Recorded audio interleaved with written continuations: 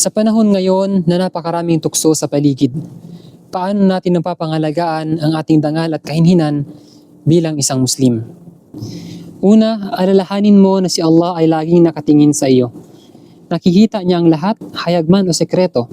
Sinabi ng Allah sa Quran, "Ya'lamu kha'inatal a'yun wa ma tukhfis sudur."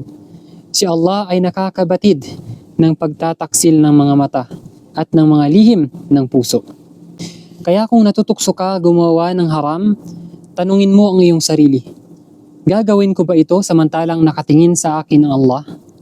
Kapatid, katakutan mo ang Allah sa lihim man o harap ng mga tao.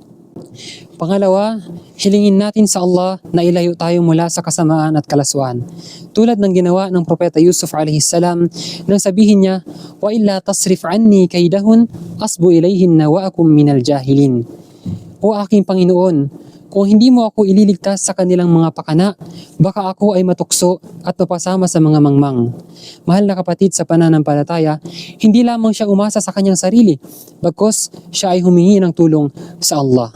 Kaya mga kapatid, tuwing nakakaramdam ka ng kahinaan at kawalan ng pag-asa, tandaan mo na ang iffa ay hindi lamang pag-iwas sa kasalanan, kundi ito rin ay pagkatakot sa Allah, paghingi ng tulong at pagtitiwala sa Kanya.